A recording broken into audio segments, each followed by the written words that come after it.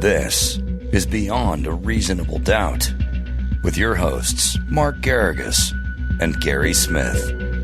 Well, welcome to the Sunday edition of Beyond a Reasonable Doubt, where we do a little quick spin around the legal world. And Gary's got, I think, a couple of things teed up today, don't you? I do. I'm going to start with one that will carry over into our next episode with Adam Carolla this coming Tuesday. I'd just like to go ahead and tease it now. I'm sure it'll be a larger conversation then, a case we've been following pretty much since the inception of Reasonable Doubt. Congratulations, Mark, on finally bringing home the Daniel Shaver case.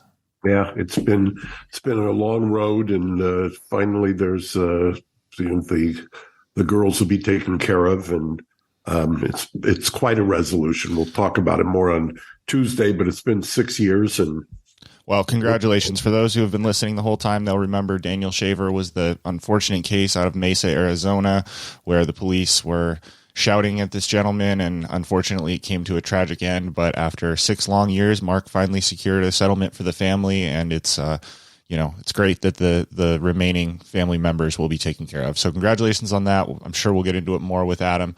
What would you like to talk about first today, Mr. Garrigus? I don't know. There's so much that we can. I'm going to let you pick today. You're going to be the agenda setter today. Well, then we're going to go in order of what you sent me, which is going to be the first video that we're going to play today. And I'll just go ahead and fire it up and we can react. And you don't even have to conspire with them in order for them to be able to work magic to try and get your information. So we had a president that had access to everything, who had, in my estimation, not a really complete understanding of what he was protecting and his engagements, who he works with. You know, the fact that he has foreign businesses, knowing that he would be in situations where he could be bumped by adversaries who would want the information he had. I mean, you just knew that. And all you had to do was apply the need to know that is applied to any officer at any level. I think Gary, just pause there for 1 second. This is what just the analysis that's been done so far is she sets off that he's got access to everything. So we have to start there. He is whoever holds the office of President of the United States.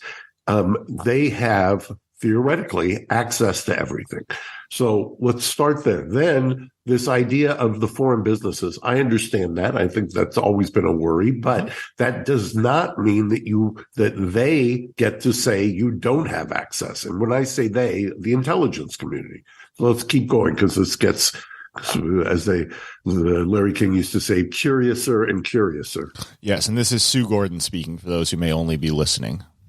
Didn't have the need to know. And the remarkable thing about this is, if the day came where the nation decided he needed to know, there would be nothing that would keep him from getting proper access to the material that he improperly has been storing. Well, this is the question I wanted to ask you. I mean, I've talked to a former, someone who knows it and worked with you, a former senior U.S. intelligence official, who said that if he were a normal president and he said, I need these things, can you build me a skiff and can you send down a briefer so that I can stay current on these topics? That may very well have been arranged for him. I mean, it feels like where he's in trouble and a risk to national security and maybe at risk of having committed egregious crimes, maybe even including violating the Espionage Act, is that he lied about it. Okay, so the first thing I would say, there is zero defense. I cannot imagine a defense for the situation in which we find ourselves. There's just none. There is no justification. There's no excuse. No defense. Zero. Okay. The idea that there's no defense, if I would agree if this was somebody who didn't hold the presidential office. That's the one basic fact that is missing from this analysis. As a former president who had access to everything, and Nicole Wallace kind of hits it on the head. She says if he had asked to have a skiff that would have been taken care of. But I believe what he's going to say is, I'm in a fortified, secured area where the Secret Service is, where they're surrounding me, that you can't get into a more secure area. In fact, in some ways, he probably would take the position that it was more secure than a SCIF. And the idea that there's no defense or absolutely zero defense, I think is just ludicrous. I think that's also, for those who wonder what's taken Merrick Garland so long, besides the fact that there was the give and take between the lawyers and the DOJ, I think that that's a fundamental problem that they're wrestling with. And now that they've got a special counsel, that's going to be a fundamental problem that the special counsel is going to wrestle with.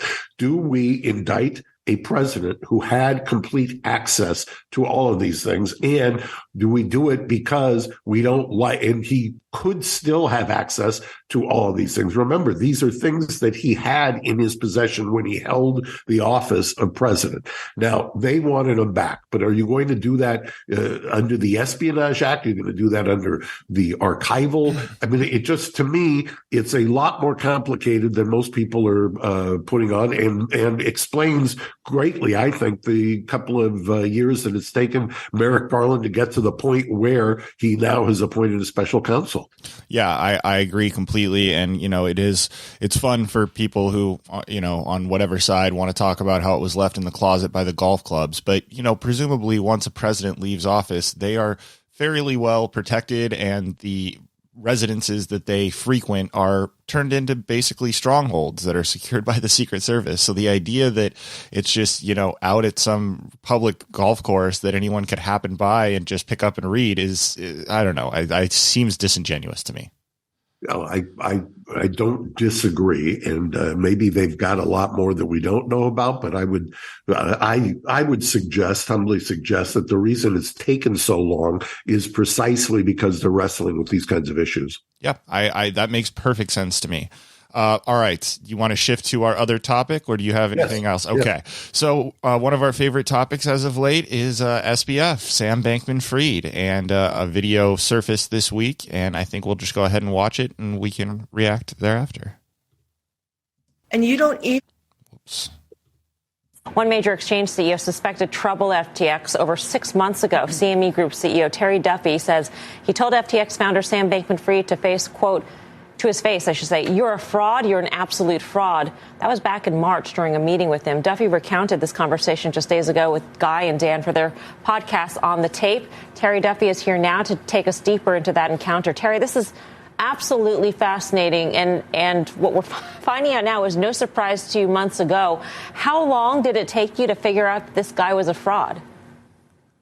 Well, Melissa, I don't know if I knew he was a fraud right away. I just didn't, know what his business was. Here he is. He's trading an inefficient arbitrage out of Hong Kong, making all this money supposedly. And the next thing I know, he's going to buy CME, he's going to buy Goldman Sachs and everybody else. He's making all these different allegations of what he wants to do.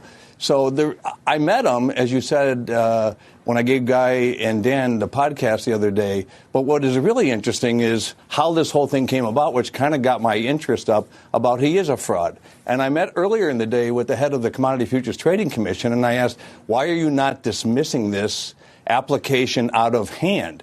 And he said, because under Section 5B of the Commodity Exchange Act, which calls for innovation, he has to look at it.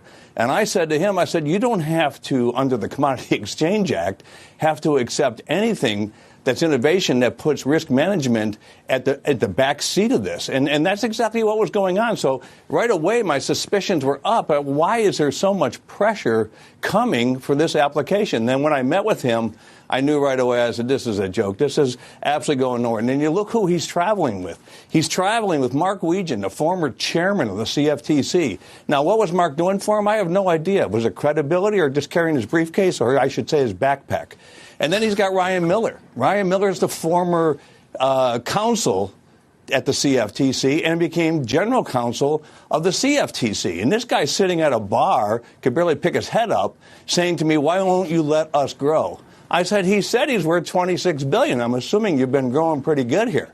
So you could see there was so many different red flags. And then when I got to Washington, you're looking at people like Mike Conway, former head of the Ad Committee, who was an FTX lobbyist. And I heard all these different things coming out of members of Congress. Were they putting pressure on the CFTC?